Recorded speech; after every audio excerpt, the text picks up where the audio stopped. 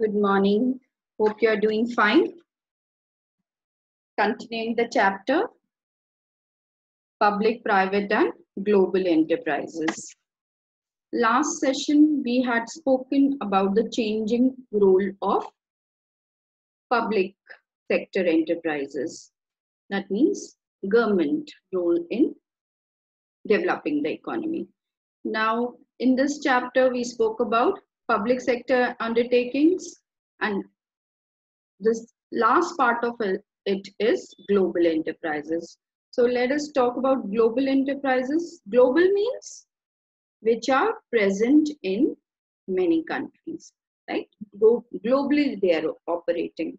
That means they are also known as multinational companies, MNCs, or a transnational company. Okay, so we will discuss about multinational companies. Multinational companies, what? How can we define it? A company that has business operations in several countries by having its factories, branches, or offices in those countries, but the headquarter will be in one country in which it is incorporated. Okay, there are many examples like Philips, Coca-Cola, Pepsi, Samsung, LG, Ford Motors, L'Oreal, Cadbury, Reebok, Adidas, Hindustan Unilever, British Petroleum, Hans, Kraft, there are many, right? So what are the features of these MNCs or these global enterprises? How they are different from the enterprises which we have read about, maybe private or public? First thing is they have a huge capital resource. Yes, they possess lot of money and they are able to raise a lot of funds from various sources, either from the capital markets or from the investor, right? Then international operations. MNC has production, marketing and the other facilities in several countries. They have a centralized control. That means headquarters is in home country from where they exercise control over all other branches and subsidiaries.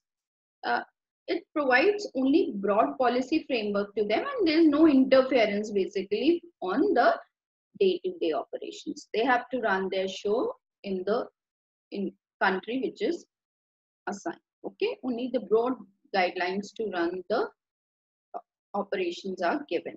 Now, foreign collaborations, usually they enter into agreements relating to sale of technology, production of goods, use of brand name with local firms in the host country. Okay, so this is how this is one of the methods of entering into international business also, right?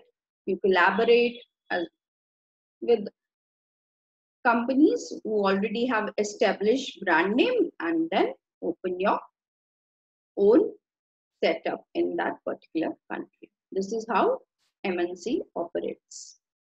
Now, let us talk about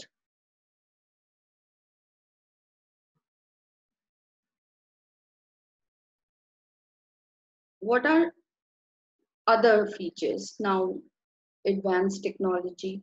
These organizations possess advanced and superior technology which enable them to provide world-class products and services. And this is how they are able to give massive competition to the companies, those who are operating locally in their own country, right? Then production innovations, highly sophisticated research and development departments. They are engaged in developing new products, superior design of existing products, right? So as per the market requirement and demand, changing environment, they keep developing new products, right? Now, Coca-Cola sales are going down. I was just watching the program and then now they are venturing into energy drinks, so healthy drinks. This is what they are going to start. Now, talking about marketing strategies, again, they use very aggressive marketing strategies. Their brands are well known and spend huge amounts on advertising and sale promotion. So nobody can miss, Pepsi or Coca-Cola when it comes to minerals, right? When they aerated water drinks. These are the names globally which are known. Now, JVs are another form of MNCs. Okay, so joint ventures, when two or more independent firms together establish a new enterprise by pooling their capital, technology, and expertise, it is known as JV or joint venture. I can give you examples of Maruti Suzuki. Yeah, so Maruti Udyog, that is an Indian company. Now it has joined hands with Suzuki, which is again a Japanese company, right? Like in case of Hero Honda. So Hero Cycle of India is an Indian company and they have joined hand with Honda. So it becomes Hero Honda, right? So these are the few examples of JVs. Now, JVs again, same thing. Since a global partner or international partner has come in, so it will have greater resources and capacities. Now, advanced technology, now access to new markets and distribution network. Earlier, they were operating in their own country. Okay, now they have come to India. So they are getting new market. They have got introduced to new market. So it can also take advantage of well-established distribution system of local firms. So they don't have to do much here. So they will bring their advanced technology and rest, all other setup is there of the partner firm, yeah, which is in the home country. Then innovations, foreign partners in JVs have the ideas, like Suzuki will give the ideas, bring in innovative ideas to improve performance of the Maruti cars, right? So low cost of production. Why? Because raw material and labor are comparatively cheap in developing countries here in India, right? And so if one partner is from developing country, they can be benefited by the low cost of production. So this is another benefit. Of course, the well-known brand names. Everybody know Maruti cars, yeah, Hero, again, it's a big name in India. So when one party has well-established brands and goodwill, the other party gets its benefits. Products of such brand names can be easily launched in the market.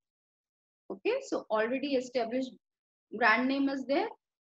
And now these guys are joining hands so that they will use the brand name which is already established and bring in their expertise.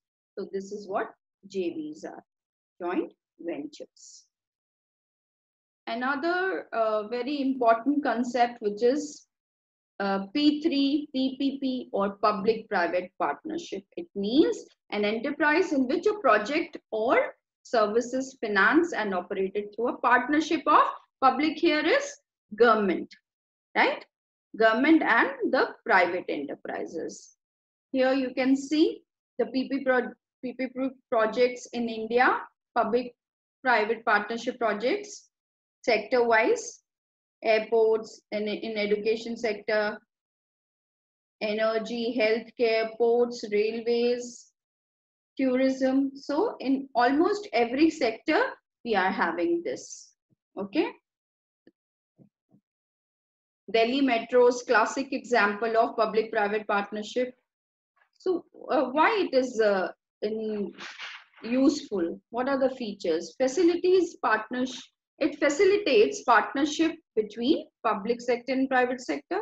Then again, pertaining high priority projects. Now, you know, corporate governance I spoke about. So these private firms will bring in that, the expertise, the innovations and everything, and the way things are being handled very professionally. So the projects can be completed in time and the facilities which are being given are world class. Then these are suitable for big projects which are capital intensive and heavy industries. Like, you know, airports, GMR is what? GMR is building airports, a lot of airports in India, yeah, and already they've completed Bombay, Hyderabad. So all these are what? They worked under PPP. And then what happens? The sharing revenue is shared between whom? Again, government and the private enterprises. And this ratio is agreed while making an agreement, okay, or signing a MOU. So these were the features of public-private partnership. What I want you to know is basically what are public-private partnerships, what do you mean by JVs, and of course the global enterprises and the features, right? Thank you. That's it for today's class, and kindly be regular in answering the questions which are sent along with this class. After 24 hours, I'm going to, stop taking the response. So kindly be regular. Thank you.